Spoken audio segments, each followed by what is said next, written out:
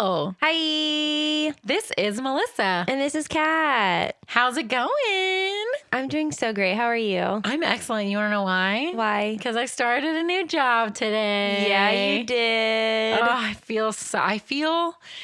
feel like such relief. I can't even describe it. Mm-hmm. Like, I hated my job for so long. I hated my job for 3 years. That is far too long to really hate your job. Yeah. So everybody quit your jobs. No, I'm kidding. Do it. I found something significantly better and it was worth the wait. And we'll check back in 2 weeks when I hate my job again. No, I'm kidding. Sometimes it'd be like that. I'm sure I'll love it. Well, I just wanted to talk about something on the top of the pod real quick. So obviously we realized that, D star SNEY has not been super forthcoming regarding recent legislation that is very anti-gay. I'm a member of the LGBTQA plus community. Melissa's an ally. And while we recognize that, they finally spoke up on their social media, actions speak louder than words. And we hope that they would do better in the future. And we here at Tragical are working on some stuff, to support the community. We just want to let you know that we see you, we love you, and that you should have pride in who you are always. Go gay. Yay, go gay. We're here for y'all. We are.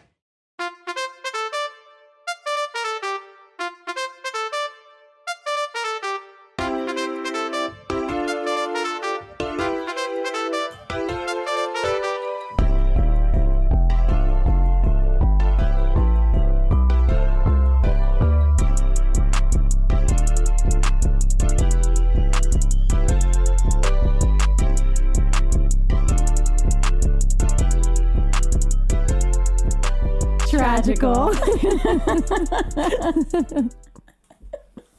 So this time, We're here to tell you why Fantasia. is tragical. I would like to say that this is Jason's pick. Yay, Jason. And what a good movie. Yeah, I just love Fantasia. it's pretty good. I forgot how long it is, though. It's like exactly almost 2 hours long. It's over 2 hours. Yeah. I sat on the couch and did like so much research for this episode. I was having so much fun. And I also looked up all the pronunciations for all the people because they're all like German or Italian or whatever. And I love that for you. I'm still going to butcher some names.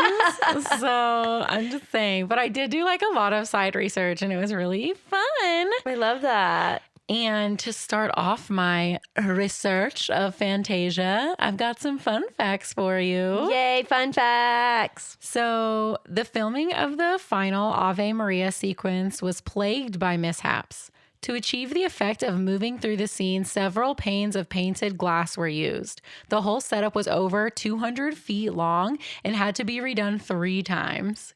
What the hell? It's literally like a glass pane that a camera is like following. I know. I want to watch it again now. That's insane. Yeah. So the first time the wrong lens was placed on the camera and the subsequent film showed not only the artwork, but the workers scurrying around it. Oh, I want to see that. The second time around, an earthquake struck the studio and the shot was once again scrapped because California. Oh my God, wait, that's wild. I'm assuming it was California. The next morning, the shot was redone. The film was shipped to the lab, processed, and couriered over to the premiere in New York, where it was spliced into final print with only 4 hours to spare. I just got goosebumps. Like dead ass, I just got goosebumps with that. Isn't that so crazy? I know. I can see them. That's insane. I want to watch it again now. 4 hours before the premiere, they finished it. Oh my gosh. Can you imagine? No. Also, imagine working that hard and shooting the whole thing, and then you go to watch it and you just see like everybody's shadows like walking around the set, and you're like, well, this is fucking useless because film was so expensive. Yeah. That's insane. Oh, I love art.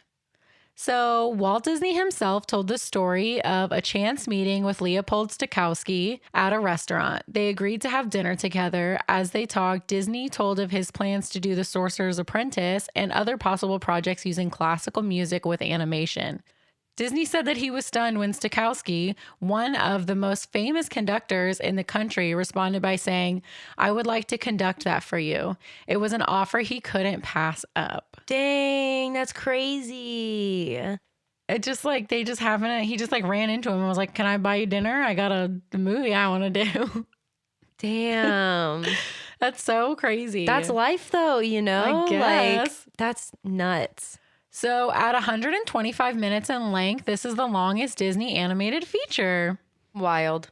And this is my last one. And I actually said this while we were watching it. Ave Maria is the only piece in the film to feature vocals. All others are strictly instrumental. Yeah, while we were watching it, I was like, is this the only one that has like vocalizations? That's fucking crazy. And all of our fun facts come from the trivia page of the Internet Movie Database, which is linked in the show notes. Or the Batadace if you're nasty. The Batadace. Batadace. So Fantasia takes place in 1940, which was 1 million years ago. I'm just kidding. 82 years ago. Yeah. Holy shit. Wait, is that right? Yeah, because Yeah. to 2000 would be 60 plus 22. I know. I just did quick math. That's wild. So this movie does begin with that 13-second warning of, you know, spot the racism in the movie. So love that for Fantasia. Some things just don't age well, I guess. They actually, okay, so I didn't put it in my fun facts, but if you read through the trivia, which is why we link it because there's some awesome stuff, this movie was altered so many times. Yeah. Like the Chernobog scene was taken in and taken out, taken in and taken out. So like you might have a VHS release of this movie that doesn't have Night on Bald Mountain with Chernobog on it. During the Pastoral, oh my God, why can't I think of what it's called? The Greek one, that has been edited multiple times. If you're seeing like an extreme close-up of one of the characters, it's because there's like racially insensitive centaurs that they like edited out. Like go through the IMDb fun facts because there was like, this movie has been edited a million times. There's 85 versions of this movie. Like it is, there's like so many versions of this movie. Yeah. Well, the one we watched was definitely racist, so... So the Philadelphia Orchestra comes in and they all go to their respective spots in the orchestra. The scene is backlit, so the silhouettes of all the orchestra are dark and the backdrop is brightly lit. It's so cool. I could like just watch that. I don't know why. And then they all start like warming up and oh my God. I love Fantasia so much. Even the first like milliseconds of the movie, I'm like, I get like chills. We're also both such big music people. I guess like we so. love music and we both played instruments. Like, so the first couple minutes of the movie is just, the orchestra warming up and the camera is catching different sections. And it's just so beautiful. go clarinets. So Deems Taylor, he is a New York-born music critic. He is standing amongst the musicians, and he is going to be the presenter there on behalf of Disney and Leopold Stokowski, who is the conductor for our program. Honestly, conducting is hard as shit. Yeah, when I was in band, my band director, when I was in middle school, loved teaching everyone just everything essentially. And he tried to teach us all how to do conducting. I couldn't do it. It's so hard. Kat's music teacher was also my soccer coach. Yeah. He's multifaceted. He is a talented man. Yeah, he like tried to always teach us like multiple instruments and how to like to understand everything. Yeah. I could not do conducting. That shit is hard. So I wanted to do a little research on Mr. Stokowski. Oh, I'm ready. So he is an English conductor, and he was known to lie about his age and his birthplace, and his accent would change all the time. Wait, I love that. That is so funny. I just feel like most like classical musicians are psychotic, so allegedly, I guess I should say. So I wanted to look him up. He was also known for not using a baton, and he would rearrange the orchestra. He would just move them wherever he wanted. Oh, he wasn't using a baton, was he, in the movie? I don't think so. It was just his hands. He also changed a lot of the arrangements for the music in Fantasia. So he did a lot of like rewriting of some of the musical pieces. He said, I know this is a classical piece that everyone knows, but I'm going to fix it. I just love him. That is really cool, actually. I love that for you, Leopold. He was just like, he was born Leopold Anthony Stokowski, and he changed his middle name to Antony just to like make himself seem like more, I don't know, European or something. That H is useless. Get rid of it. I don't even have that in my notes. I just remembered it. That's so funny. There was so much interest. He lived a very interesting life. I read his whole Wikipedia page. I will link it in the show notes because that's so fun. I would read a book about this man. He is a very interesting character. I'm sure there's one about him. I know. I love biography, so I might try to see if I can find a biography on him. So Deems Taylor, our program presenter. Also, program is spelled Programme. Yeah, it's fancy. Program. Our program director. What a name. Mr. Taylor. He tells us that there will be 3 kinds of storytelling for this Fantasia program. Mm-hmm. So there's a definite story. There's music that does not have a specific plot, but it paints a picture. And then there's music that exists just to exist, which is called absolute music. Our first piece is Takata and Fugue, and it is the 3rd kind, where a picture is painted with shapes and colors or landscapes. I'm so glad you said that correct. I'm so proud of you. And I do know how to pronounce this one because I'm not that dumb, and it's Johann Sebastian Bach. Yeah, it is. What if I was like Johann Sebastian Bach? Mr. Bach? Mr. Johann. So Stokowski takes the stage and the music begins, and we just see a silhouette of our conductor as the lights start to change colors behind him, and then the song starts to pick up a bit, and the orchestra sections are displayed as silhouettes, sometimes overlapping each other, and the silhouettes stay dark while the background is changing colors behind them. Yeah, and then it starts to get more into the colors themselves. And when the music starts to get quicker and is a higher pitch, everything turns red. When the music is a little bit slower, has like a lower pitch, it starts to turn blue, which I thought was really cool because it goes back and forth between the two. And then everything starts to change to solid colors.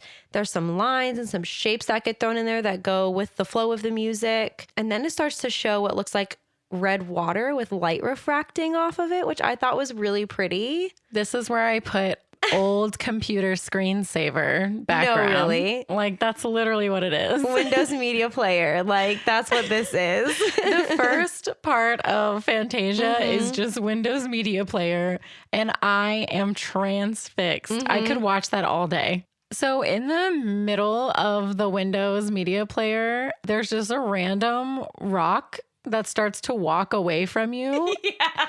And then for like it just 3 seconds and that's it. It is so great. I love it. I don't know why. It's so random. And then it just goes back to the dancing lights and shapes and the Windows Media Player background. Everything else is literally just shapes and like nothing is happening really. But then there's very specifically the little rock just walking away from you into a tunnel, and then it's just nothing else again. And I'm you like, think like something's going to happen, but no. It just goes away. It's just 3 seconds of a rock pissed off walking away from you. Yeah. And then it goes back down to the shiny red water and the sparkles and lights and everything. And I'm like, okay, rock, pop off, sis. And then we go back to the silhouette of Stokowski and the music ends. It's very pretty. It's so beautiful. And Mr. Deems is back, and he is here to introduce the Nutcracker Suite. One of my faves. And the first song is the Dance of the Sugar Plums, probably the most notable from the whole work. Yeah, absolutely. I don't want to say the wrong term. Yeah, no, that's correct. And this is a... You good, fam? This is... this is Tchaikovsky. Were you trying to say his whole name? No, do you have his whole name? Yeah, I don't know how to say it. What is it? It's Pyotr is his first name. Pyotr? It's probably just Peter. Maybe. Pyotr is the first name. And then Ilyich. So Peter Ilyich Tchaikovsky. Pyotr Ilyich Tchaikovsky. I did so good. Are you kidding me? I did so good with that. Am I Russian? Fyodor Ilyich Tchaikovsky. I think I killed that, actually. I told you it was just Peter. I ate that up. Peter Ilyich. Tchaikovsky.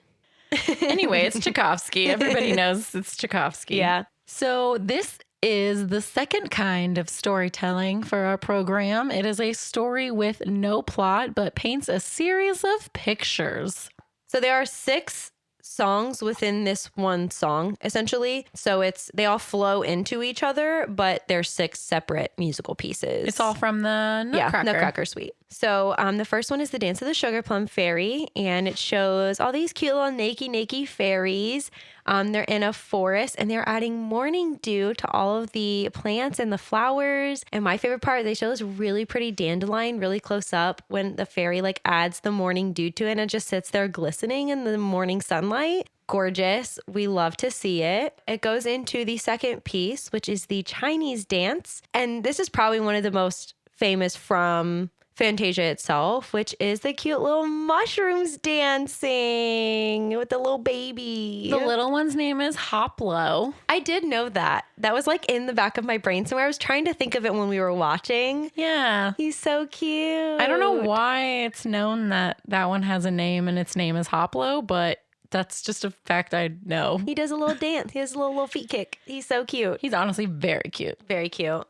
So the Chinese dance ends and the dance of the reed flutes begins. This scene takes place in a lake where flowers are falling onto the surface of the water, and then they become somewhat inanimate and start to dance on the water, and then they all float away, and then they yeet themselves down a waterfall. I love that for them. They just go right over that little waterfall. Bloop. So now we go underwater and Dance of the Reed Flutes ends and Arabian dance begins and a sexy goldfish swims around until the camera, quote unquote camera, scares her away. And then in a little underwater cave, some fancy black goldfish do a little dancey dance. And then a pretty white goldfish gets a little solo number, and then she joins the black goldfish. Are they goldfish? They look like goldfish to me. I asked this when we were watching. They do look reminiscent of goldfish, but their tails are just very long. And I don't know if that's just for dramatic effect for the music or, if that's really what they're goldfish. I couldn't tell you. I'm going to say they're fancy goldfish until somebody corrects me. That's literally what I wrote is some fancy goldfish in different colors. So the Arabian dance ends and the Russian dance begins. So in the Russian dance, we have a bunch of thistles that start to do a Russian style dance. And then some other really pretty flowers also join them and do a little can-can dance. Just calling out the thistles. Fuck the other flowers.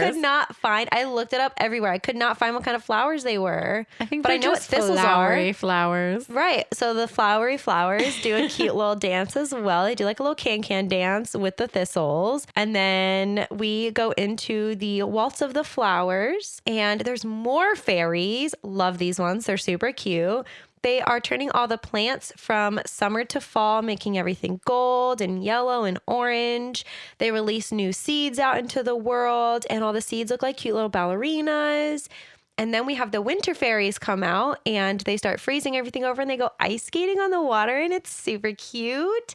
And then they show a close-up of some snowflakes that are spinning, and then they show an even closer up version of the snowflakes where they're spinning because the fairies are wearing them like tutus because they're dancing. And then that is the end of the Nutcracker Suite. Yeah, so at the end of every song, we fade back to Stokowski conducting, and then Mr. Deems Taylor is there to announce our next piece, and this one is my favorite. I think this is everyone's favorite. You think so? I mean, it's pretty freaking well known. Our next piece is The Sorcerer's Apprentice, and the music was written for the cartoon by Stokowski. And this is the first kind of storytelling. There is a definite story taking place. While the music was written by Stokowski, it was based on a story by Paul Dukas called The Sorcerer's Apprentice. So the orchestra starts and we see our hero, Lil Mickey Mouse, and he's carrying some buckets full of water. Mm-hmm. So he has to fill a cauldron with water for the great Yensid, who is the great wizard of our story. We got Mickey, we got wizards, we got cleaning. This Melissa's is like favorites. a trifecta. And I'm sure everyone knows this by now, I would hope, but Yensid is Disney backwards. Wow. Amazing. Love that for him. So Yensid takes his hat off to go take his lunch. And It's a long lunch he takes too. Mickey is like, I'm going to get some extra work done. I'm going to just put on Yensid's hat, just to get some chores done, just for a minute. You know what I mean? So Mickey puts on the hat and he makes the broom start walking. And then the broom sprouts some arms. And then the broom picks up the pail and starts getting water from the well and dumping it in the cauldron. And Mickey sits at Yensid's desk and he dozes off and starts to dream. So Mickey is dreaming about being an all-powerful wizard. He's controlling the ocean. He's controlling the stars. And, this is his dream. He wants to be a sorcerer just like Yensid. And it's really cool because the ocean is like hitting the rocks with the music and everything. But Mickey wakes up because he's getting a little wet. And then he realizes that he's getting wet because his little broom guy literally filled the entire room with water while he slept. Yeah, that seems impossible, but for the sake of the story, okay. Well, at one point, too, he's trying to push the water out of the window and then it covers the window, but it doesn't go out of the window. It just covers the window. And I'm like, what is happening here? So Mickey does what anybody would do and hacks the broom with an axe. It's really dramatic, you guys. It's very violent. And then all the little broom pieces start to become their own brooms. I love this part because the music is like bum, bum, bum, bum, bum, bum, and all the little pieces start to become their own little brooms. And then they all go get a bunch of buckets. There must be just like a bucket pile somewhere in this tower. And they all start fetching pails of water, and the whole tower is filling up with water. They're dumping water underwater. Yeah. Physics, who is she? Mickey is freaking out. He is literally floating on the Sorcerer's book like Rose on the door at the sinking of the Titanic. Not Rose. He's really just trying to find the spell to make it all stop, okay? So Yensid comes back from his lunch. He had egg salad and a pickle and a Dr. Pepper. I don't know. I just made Did he tell you that? Yeah, he told me. It came to me in a dream. Mickey dreams of controlling the universe. I'm dreaming about Yensid's lunch out here. Somebody's has to, right? So Yensid comes back and he saves Mickey and gets rid of all the water in the brooms and gets him off his sorcerer book. And Mickey does his little, oh, and it makes me sad. So Mickey is just a little bit in trouble. And on his way out the door, Yensid swats him in the butt. He beats Mickey. He doesn't beat him. Yensid beats Mickey. This is a violent film. No, it's rated R. He swatted him on the booty. He fully murdered him like Mickey murdered the broom with an axe. So the song ends and we cut to Stokowski on his podium and Mickey runs up and congratulates him. It's very cute. It's like just Mickey's silhouette, obviously, because this is 1940, but like, wow, the technology. I know. And honestly, I couldn't do that even now. Stokowski says thank you in whatever accent he's pretending to have for that day. So Deems Taylor is back and he is here to announce The Rite of Spring by Igor Stravinsky. Oh, thank God that's an easy one too. Yeah. That one's pretty fucking syllabic. Paitor la Tchaikovsky. Not Paitor. Paitor. Wait, let's have her say it again. Fyodor Ilyich Tchaikovsky. I can't say that. I like it. I just also like that we get some fun facts about this one before it starts. We learned that not before the chimes fall down, though, and they just decide to leave it in the movie. I think that's so fun. Do you think that was planned? No. Because did you see the panic on everyone's faces that they had to rearrange all of those chimes? Deems was like, keep it rolling, keep it rolling. We're good. We can recover. Stress. The whole percussion. Are they percussion? Percussion. We're saying the same thing. No, you said percussion. It's percussion.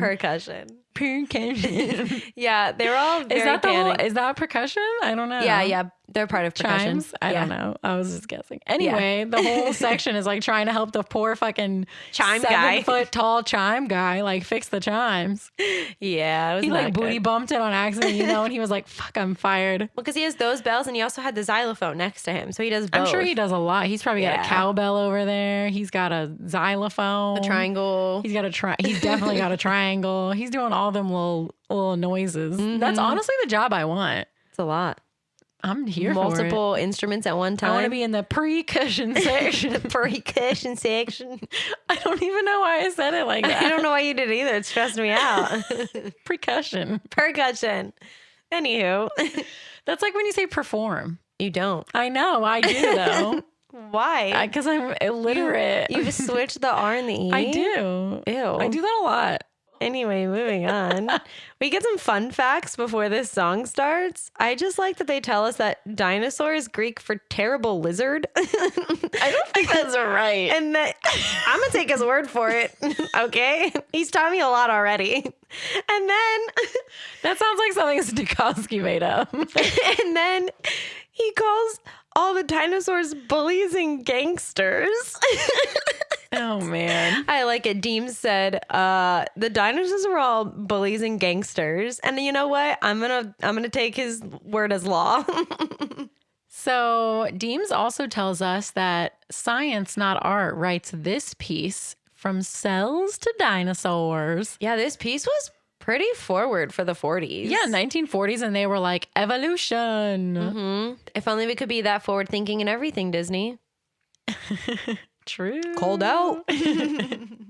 But wait till we get to the racism like 10 minutes from now. That's true. We'll get there. So the Rite of Spring by Igor Stravinsky starts, and we see the galaxy spinning. Well, I guess it's our galaxy since it's Earth. Yeah, it's the Milky Way. So the Milky Way is a spinning, and then we zoom into the stars of the Milky Way, and we pass the sun, and we wave at it as it goes by. Bye, sun. Yeah, throw some flames at us.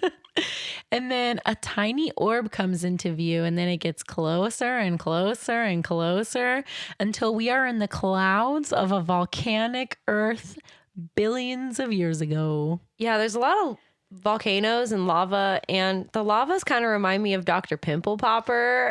They're out here just like bursting away.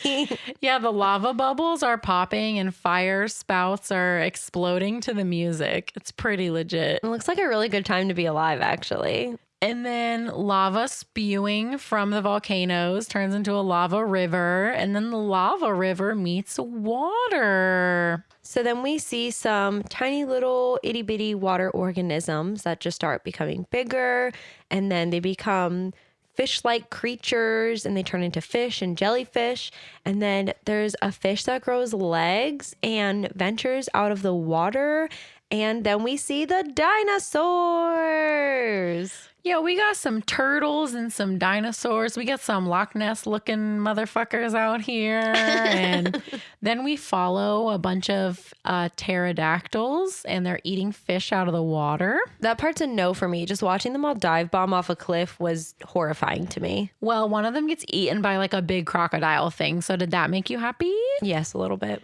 And then we pan over to the jungle, and we observe more dinosaurs doing dinosaur stuff. And then it starts to rain, and they all become alarmed, and they all look in the same direction. Do you want to know why? Because there's a T-Rex. There's a freaking horrifying T-Rex. Yeah, whoever drew this one really went for the horror piece there. Yeah, this would scare me as a child. Pretty sure it did. And the music is like, burr, burr, burr, burr, burr, burr, burr. Like I can see that scene like vividly in my head of the T-Rex and the lightning striking.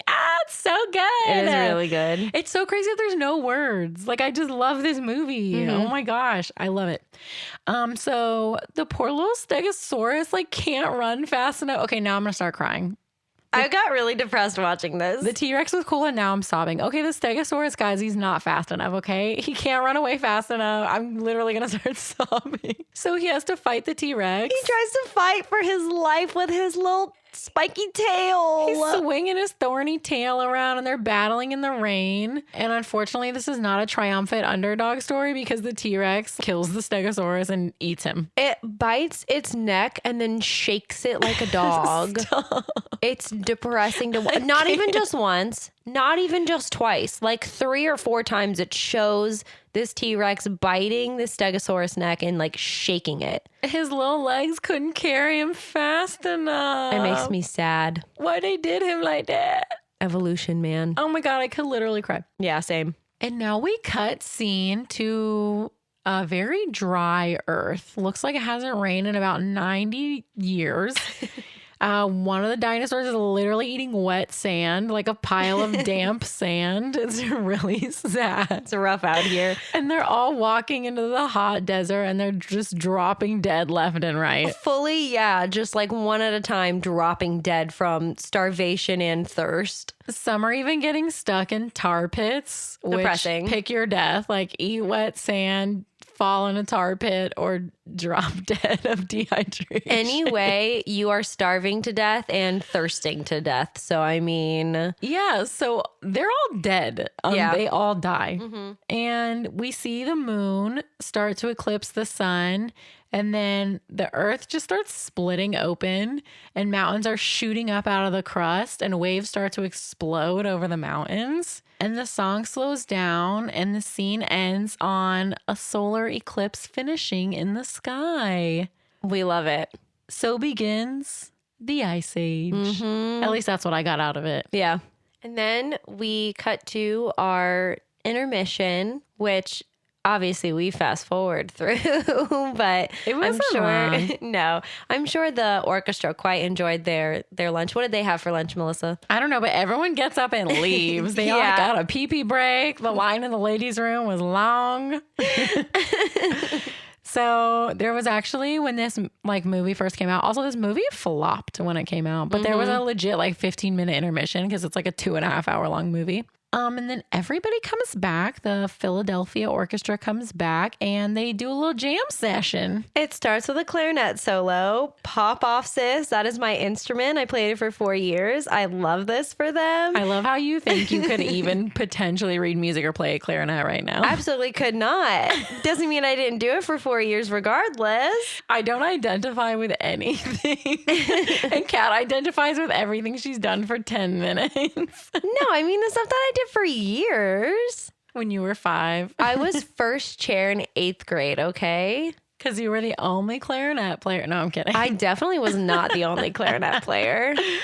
So Deems is back and he introduces the soundtrack.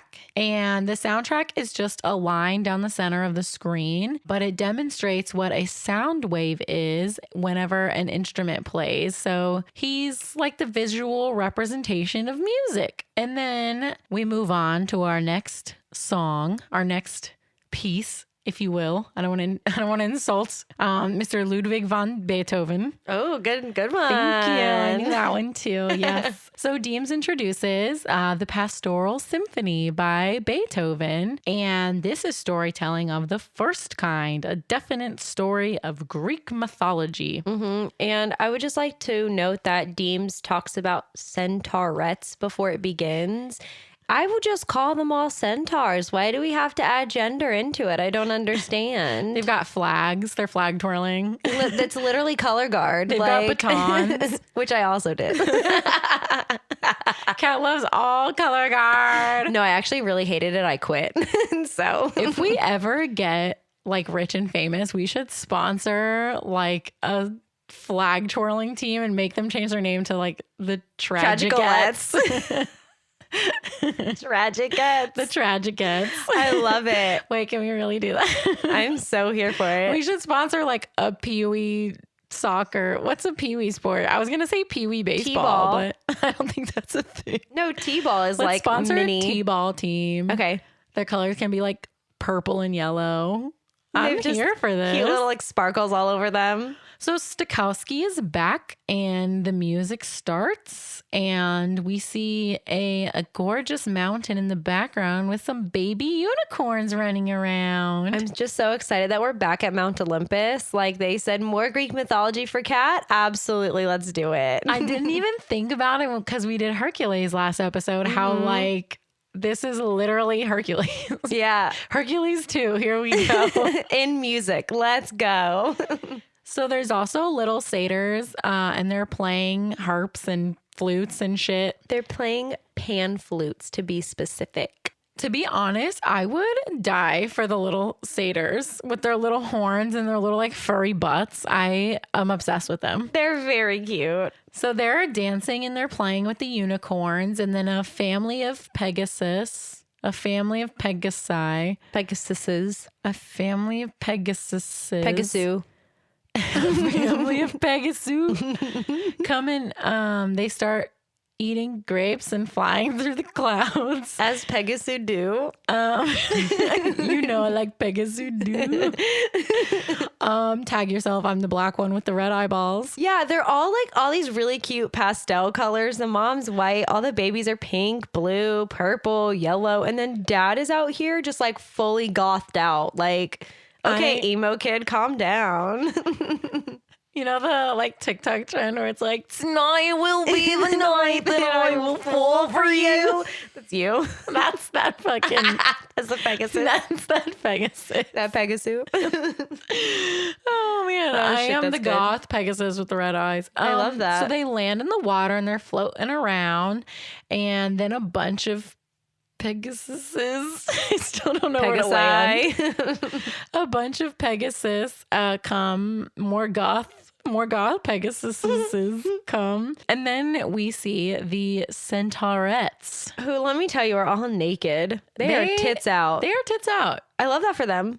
Me too. Yeah. I'm so happy for them. Pop off, sis. There's also a bunch of naked little cherub angel babies. The cherubs are so cute. They're pretty adorable. Oh my God. They're second cutest to the satyrs. little baby satyrs. Yeah, so the naked cherubs are just out here beating face on the centaurettes. Brushing hair. They're putting little hats on them. Yeah, they're like taking nature and making it into makeup and boob covers Floral and hats. necklaces, bikini tops. One girl gets like a full tree bark that they just rip off the tree and tie it around her head like a little hat. One girl gets a little lily pad hat. They're putting like floral arrangements to cover their little nippies. They look great. One of the girls has the cone hair thing with the hair coming out of the top that I loved from Hercules so Melissa much. spotted her immediately. I was like, look, there she is.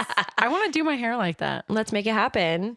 Yeah, it's very cute. They're like, you know, doing their makeup and stuff because they're getting ready for the centaur men who are going to come around and pick them all off one at a time for mates. It was cute though. They did a little fashion show for them. Okay, but let me just say, I think it's a little weird how they only went for the ones that matched their same color scheme. I did not like that. I wasn't a fan. Switch it up some. There was one centaurette couple that were not the same color. The rest of them were the same color. But they were like green and yellow. Like they were still like very close to being the same color. It wasn't like they were like purple and like green were two completely different spectrums of the color wheel. They were still next to each other on the color wheel. One of them was like pink and red. So went with a pink man or whatever. So no, like he was red and she was pink. It's still the same side of what the you're color saying. wheel. Yeah, it was like blue and blue and green and purple and purple. I mean, switch it up some. I love their little fashion show. I liked the fashion show. It was very cute. So they all go off in pairs except for two who somehow couldn't fucking find each other. Like, let's be real. They were all like 10 feet apart. Maybe they were colorblind and they don't recognize what blue looks like. So the little cherub babies play matchmaker and bring the two together, and they go off to a gazebo and the curtains close and a little cherub baby is spying on them and the cherub baby's butt turns into a heart, and it's my favorite thing ever. I literally wrote that too. His little butt heart. So the music picks back up and everyone is getting together. It's like the unicorns and the satyrs and the Pegasu and The centaurs. And they're all together and they're crushing grapes for wine and they're playing music and decorating for a wild party. Absolutely. And this is when Bacchus shows up with his racist zebra servant centaurettes. It's not good. Yeah, they're darker skinned and they have like zebra legs. Yeah. And they're serving Bacchus. And they're drawn with like overly large noses and lips and like very dark skin, and it's not good. It's not good. It is racist. I'm sure that's why they had the thing at the beginning. Yeah, that's what I think it was too. And that's the edited down version. No, exactly. Rough. Yeah. So Bacchus rolls up riding a tiny little unicorn donkey, already wasted, shows up wasted to the party. But I mean, when you're the literal god of wine and partying, I guess you always are drunk. Am I right? Like, his throne is a barrel. So does that breaks. answer your question? That he breaks immediately. So everyone is dancing around and Bacchus is out here looking like Captain Underpants. Not Captain Underpants. Oh no. Well, Captain Underpants starts chasing the centaurettes. I don't know what he wants to do with them, but it's not good. Not good. He's channeling real Phil energy out here. And Some big Philatides energy. it's a no for me. So it starts raining. I don't know why rain is what really sets them all off. Like they're going to melt like sugar or cotton candy, because they all start running for cover like they're gonna die if it rains. I think they knew like a big storm was coming. I don't think it was the rain. I guess they're just stomping around in juice. You'd think they'd want some freaking rain to wash away all the sticky. They don't want to get like struck by lightning or blown away. Well, it's a good thing they run because Zeus shows up. It's his storm. He's trying to join in on the fun, I guess. And he starts like Hephaestus is making him giant lightning bolts that Zeus is just throwing directly at Bacchus. But Bacchus is so drunk, he's just stumbling around, so they keep missing him. He's not dodging them on purpose. He's fully wasted. Hephaestus over here making lightning bolts. He got a goofy face, but he got a body yaddy yaddy. No, he does have a really silly face, but his body is right. Also, I looked it up because I was like, I remember like something about like Zeus and lightning bolts or whatever. And apparently the Cyclops gifted lightning to Zeus during the Battle of the Titans. But who's to really say? Dang. So yeah, because I was like, I know that it's like common knowledge that Hephaestus makes Weapons. his lightning bolts, but he doesn't actually make Zeus's lightning bolts. So the accuracy is not on point. You know what I'm saying? Do better. I think there's like multiple storylines though, like most Greek stories. Yeah, well, like Hephaestus is like their weapons master essentially. So Well, face goofy, but body yaddy yaddy. well, body yaddy yaddy. There's a baby unicorn that almost drowns. Awesome. Love watching that. The Pegasus babies can't fly in the wind. They're struggling. Mom's trying to help them out. Bacchus just being struck by lightning left and right. His little barrel breaks. Sad. And all of his wine slides out of the giant barrel that they were making it in. And there's like a literal river of wine everywhere now. And Bacchus is living for it. He's just sitting there drinking it off the ground while everyone is struggling to run from this storm. So the wind twins come and like blow everything around. There's like two wind faces. But there's Zeus's face. You know what I thought of though? And I do remember this also because we're like big Greek mythology nerds, that there's like four, like they're not, I don't think they're gods, but there's like a wind for every direction. Like there's a north wind and east. So I was thinking maybe it was like a southeast wind or something. I like That's why that. there's two of them. I don't know. I like it. Because yeah, it's like two faces like blowing the party away. Interesting. You might be right. So then Zeus gets tired of, torturing and tormenting everyone on Earth. He throws off his Yeezys and decides to take a little nap on his cloud. Not as easy. Just tosses them. Zeus would never. And the rain finally stops. Everyone comes out to play in the puddles. Hephaestus finds a lightning bolt that wasn't used, decides to throw throw it. Love that for him. He just gets a little joy out of it. And then Iris, the rainbow goddess, comes and she makes everything all rainbowy. Bacchus still drinking. And then Apollo comes and he takes the sun out of the sky and he's like waving at everybody. And all the like centaurettes are like, hey, Apollo. What's up, bud? Hey, girl.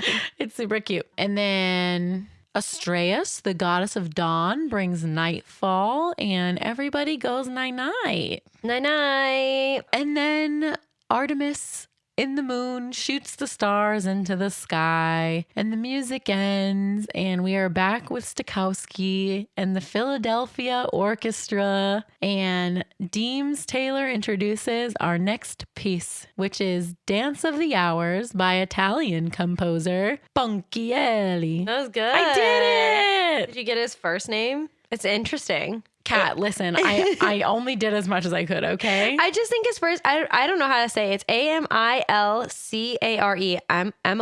Amilcare? Who knows? It's probably like Omucha. Amilcare. I wanted you to say it. I only did last names. I really thought I did good research. And then I come out here. And you're really making me sound stupid. With their full government names. Amilcare, Ponchielli. Amilcare. I was right. Amilcare. I like it. Pegasu. No, that's different. I like it. Ponchielli. Okay, I like a Ponchielli. We're changing the sound on That's TikTok. only funny to us. So anyway, yeah, the Dance of Hours. So the meaning behind this song is it represents the hours of the day, going from early morning into afternoon into evening into night. So each time there's a new animal in this part, it represents a new time of day. Oh, yeah, I know. Like the original ballet was like the dancers in the beginning were all like bright and beautiful. And then by the time like it gets to darker. the end, yeah, they're like dark and shit. It's the passage of time. That's why it's called the Dance of Hours. Oh my God, so good. So we're so smart. Yeah, we are. The orchestra starts up and we see an ostrich ballerina. She wake up in the palace of a nobleman. Truly, this is my nightmare. This many ostriches just dancing around me? Abso-fucking-lutely not. So she wakes up all the other ballerina ostrich ladies and they do a little dance. And Pink Shoes, the one who woke up first, is clearly the star here. Absolutely. So Pink Shoes grabs a cornucopia full of fruit and she throws it at the ladies. The one swallowing a full pineapple Yeah, I feel down bad her for that gullet, living. And then Pink Shoes, she's like, I want grapes today. I'm king of this fucking shit and I'm eating grapes. And they try to steal her grapes from her, the thirsty bitches. Like, you just ate a literal full pineapple whole and you're going to try and steal this bitch's tiny little grapes? What is the tea, queens? That's illegal. So they're chasing poor Pink Shoes out to the courtyard, and then the grapes fall into the fountain in the courtyard, and a fucking hippo emerges, like eating her grapes. Yeah, she is wearing ballet shoes like a queen. We love that for her. And a couple more hippos come out and put her in her cute little yellow tutu. Yeah, so the ostriches ran away, and now it's just the hippos, and they do a little dance, and I mean a little dance. They dance for 4 seconds, and then the yellow hippo is like, I'm gonna need a nap. I mean, truthfully, that is a big mood. You do something for 4 minutes, and then you're like, I don't even want to do this anymore. I'm going to sleep. She got real tired real fast. Absolutely. And what do you think she was doing in that water? Also probably napping. No, she was taking a nap. For she sure. Needs a nap. So now the hippo is taking a nap and all the other hippos go fuck off. Yeah, she's like in a, what are those called? A chaise like lounge. A chaise lounge in the middle of this like courtyard. Me too, sis. I love it. And now a bunch of like shady ballerina elephants come sneaking into the courtyard and they start blowing bubbles. They're harassing this poor hippo who is only trying to take a nap. Like, what are we doing? They blow bubbles under her chaise and lift it up to the sky. Wait, my favorite part of this whole thing though. Okay, this hippo is wearing this tiny yellow tutu that is one see-through, but also going out like tutus do. She keeps pulling it down like she's trying to cover her ass. And she does it like 4 or 5 times. Take a shot every time she pulls her yellow tutu. I was living. It was so funny. She keeps like, you know, when you're just wearing like a skirt or shorts that are just a little short and you keep pulling them down? Yeah. That's what she kept doing. It was great. So not that this makes any sense at all already, but the elephants get blown away. They're just gone. like they're bubbles. Literally, it's like someone just went, and then they fly away. Like, what the fuck? The hippo doesn't move. Hippo still there. Elephants, though, gotta go. So then we have a group of alligators wearing creepy red capes that all show up and surround the poor little sleeping hippo. This lady is really just trying to nap here. The king of the alligators, the only thing that sets him apart is that he has a feather hat. He's still wearing the red cape, but he has a little feather in his hat. Love He that found for a him. feather, so he's like, I am number I'm one. king now. He scares away all the gators who are trying to harass the poor hippo because God forbid should this hippo take a nap. It looks like he has a little crush on the hippo. I don't know what starts happening here. She wakes up really scared of him, but then just decides that they're going to do the dirty dancing lift, and she runs right back to him while he lifts her into the air. Nobody lifts baby up on the chaise lounge with bubbles. Isn't that the saying? Literally leaving. Goodbye. That just sent me. Nobody puts baby's chaise lounge in the sky with bubbles. Fuck. So the king alligator and the napping hippo have a little duet dance. She tries to really play coy, but the king gives chase to her quite a few times. And then the rest of the alligators decide that they also, I don't know, want weird other animal mates and go They and want just to dance with somebody. grab and harass the other animals who are watching from behind pillars and just, I mean, literally pull them out and force them all to dance with them. Yeah, not a huge fan of the gators. They're a little aggressive. Like the Fonses were like already really mean, and then you get the gators out here and they just the Fonses? the Fontes. You said Fonses. I meant Melissa, Fontes. play it again. The Fontes are, you know, a little harassy with their bubbles, but the gators are just really too much for me. Fontes is the most Tumblr thing you've ever said. I'm going to have to quit the podcast. The Fontes. Okay. Bet. Yeah. So the gators are being kind of mean, and then they all dance, and then the music ends, and that's it for that one. Love it for them. We're back with old Deems, and he is here to announce the last set of songs for Fantasia. It's almost over. I'm sad. Sad. I'm having so much fun. So the last 2 songs are Night on Bald Mountain by Musorski. Do you know what his first name is? Modest. It's so weird. I bet it's not pronounced modest. though. Modest. Modest Musorski. It's spelled Musorski, but you don't really say the G, you know? It's Musorski because it's Russian. And then after Night on Bald Mountain is Ave Maria by Franz Schubert, which I'm assuming is fucking German. Yeah, sounds pretty German. Franz Schubert. I looked it up. It is pronounced Schubert. It's not Schubert. It's not Schubert. It's not like anything weird. It's literally Schubert. So thank you very much. So yeah, this is our last view of Stokowski conducting the orchestra. Sad. And this is the last time the orchestra starts up. So this one starts off with our giant winged devil man who is named Chernobog. Also a Night on Bald Mountain. Been there. I hate that you just said that. That might be worse than me saying Fontaine. I don't think so. I do.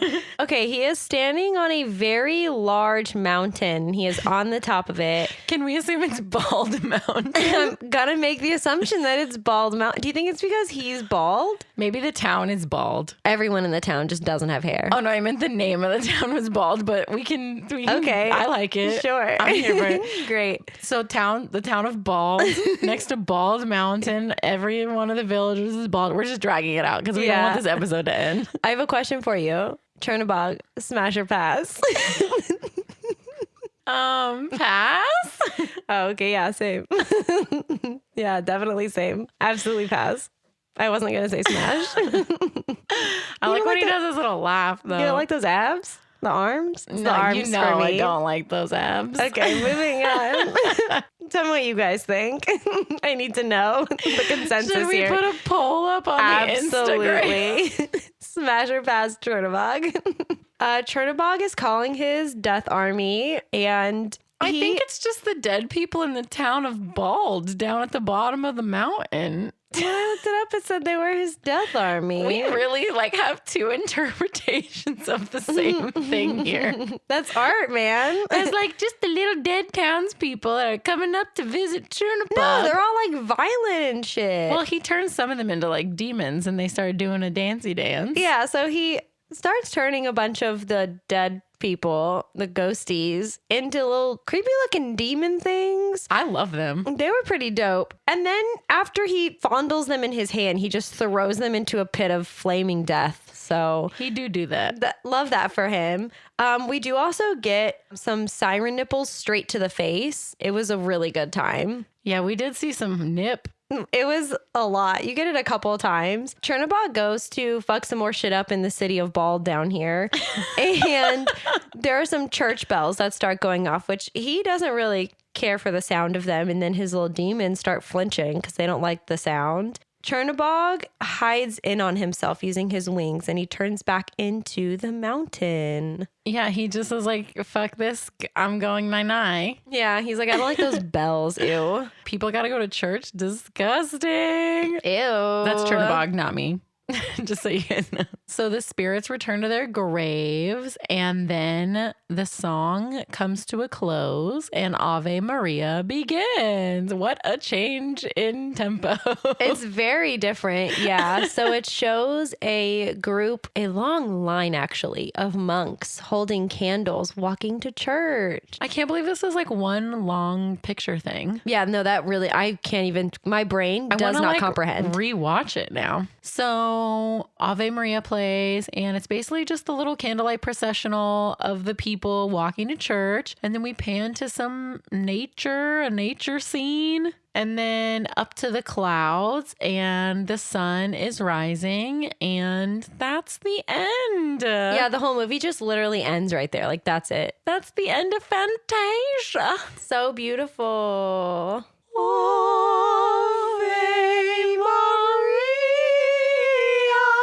Who wants to hire us for their soundtrack needs? That was gorgeous. I think it was really good, actually. Oh my God, I don't know how to rate this. I don't either, actually. Do you want to go first? Okay. So I gave Fantasia an 8 out of 10. I love this movie. I think it's beautiful. I do love the music. I really don't watch it all that often. I like words. I'm a person who likes words. I Ave do Maria is not enough for you? No. I do love the music. It's just really not one I watch all that often. So mine is at number 37. So it's underneath Cinderella, but above A Christmas Carol. We could not be farther apart. I love Fantasia. I love the music. When we were kids, we watched this movie so much. It has that nostalgia factor for me. I freaking love Fantasia. I could watch this movie every day for the rest of my life. I'm not kidding. I gave it a 10 out of 10. Dang. And it's my number 5. Holy shit. It's below Toy Story. This is where I got stuck. And then above Aladdin, I was like Aladdin or Fantasia. I literally asked myself, I'm like, if I could never watch Aladdin again, would I pick Fantasia? And I would. I love Fantasia. That's crazy. So thank you, Jason. Yay. This was such a fun episode. I know. I hope we did it justice for you. I feel like maybe we weren't as funny, but I feel like we were super intellectual. Smart as back. Not at all. But yeah, I love it. So our next episode is going to be Xenon, Girl of the 21st Century.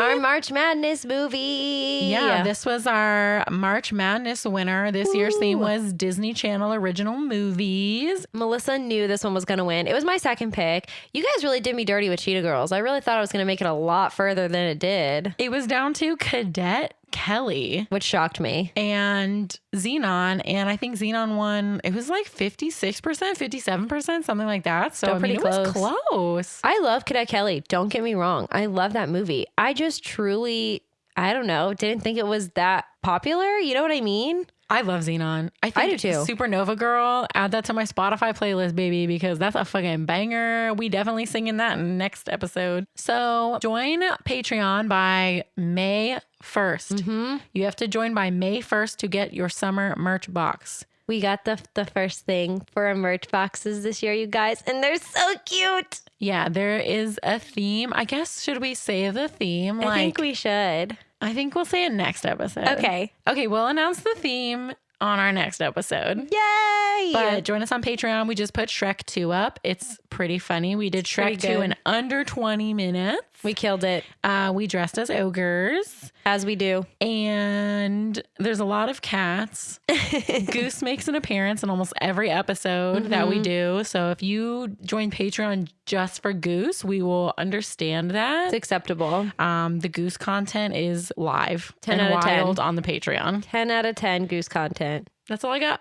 That's it. Follow our TikTok. We've been making more content. We are going to start doing our recording OOTDs, our outfit of the day. I couldn't think of what OOTDs do for a hot second there. We're going to do our recording OOTDs because we look like a hot mess when we record. That's it. That's it. Thank you guys so much. We love you. Bye-bye. Bye, bye, bye, bye, bye. Bye. Bye. These opinions are our own and are in no way associated with the film or the film's production company. The cover art for Tragical was created by Johnny the Alchemist. The theme song for Tragical was produced by Jahreezy. Contact info for both artists can be found on their Instagrams, which are linked in the show notes. Thanks for listening to Tragical. Ponchielli. I like it. A Ponchielli. A Ponchielli. She's doing the hands, you guys, like the Italian hands. Oh no, make it stop. That's really fun to say. So we're back with Deems Taylor. Deems. My note just says Deem. I was like, I think there's an S in there. There is. I would like to say that our power just went out and we both immediately looked at the recorder even though it is battery powered. And that was the funniest thing ever. Why are we stupid? We both were like, that was awesome. Fyodor Ilyich Tchaikovsky. Tragical.